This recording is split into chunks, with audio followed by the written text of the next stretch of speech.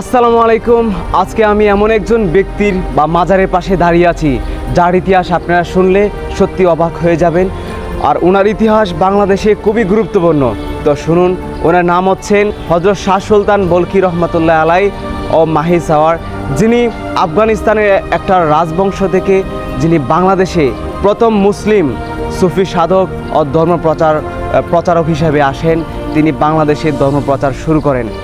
তো আজকে আপনাদেরকে এই ভিডিওতে সেই আল্লাহ তাআলার প্রিয় বান্দার পূর্ণাঙ্গ ইতিহাস তুলে ধরার চেষ্টা করব। এবং এই মাজারের পাশে আছে একটা প্রাচীন ঐতিহাসিক মসজিদ।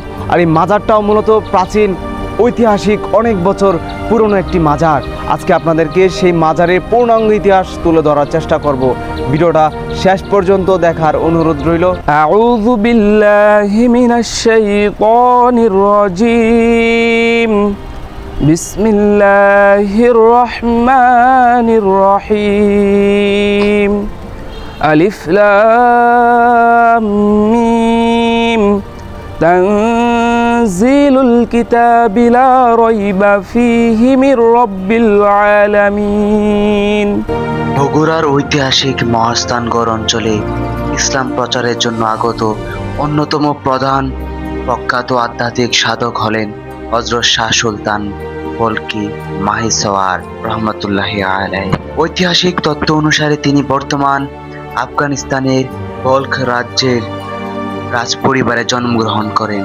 তার বাবার নাম শাহ আলী আসগর। উত্তরাধিকারের সূত্রে বলখের রাজত্ব পাওয়ার কথা থাকলেও তিনি পার্থিব মোহ ত্যাগ করে দূরে চলে যান এবং দামেস্কে গিয়ে বিখ্যাত সুফি সাধক শেখ তৌফিকের শিষ্যত্ব গ্রহণ করেন। সেখান থেকে দীর্ঘকাল আধ্যাত্মিক সাধন করেন। তিনি তার পীরের নির্দেশে বাংলায় ইসলাম প্রচারের উদ্দেশ্যে যাত্রা করেন। তিনি সমুদ্রপথ ও নদী পাড়ি দিয়ে পুণ্ডবর্ধন বা বর্তমানে বগুড়ার মহাস্থানগড়ে পৌঁছান। জনশ্রুতি রয়েছে তিনি মাছের পিঠে আরোহণ করে বা নৌপথে মাছের আকৃতির যানবাহনে আরোহণ করার কারণে তাকে মাহি সাওয়ারি বলা হয়। আর মাহি শব্দের অর্থ মূলত সে সময় পুণ্ডবর্ধন রাজধানী মহাস্থানগড়ে শাসন করতেন রাজা পরশুরাম। তখনকার রাজা পরশুরামের রাজ্যে একজন গরিব মুসলিম বুরহানুদ্দিন নামে বসবাস করতেন। তিনি তার সন্তানের আকিকার জন্য একটি গরু মানত করেন। এই মানত করা দেখে তখন রাজা পরশুরাম ক্ষিপ্ত হয়ে বুরহানুদ্দিনের সপরিবারকে হত্যা করেন।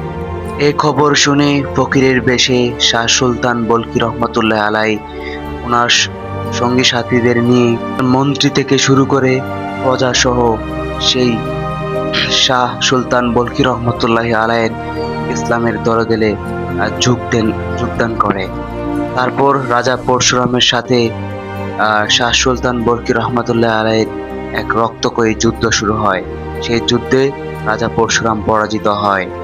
তারপর থেকেই বগুড়ার মহাস্থানগড়ে ইসলাম প্রচার শুরু হয়।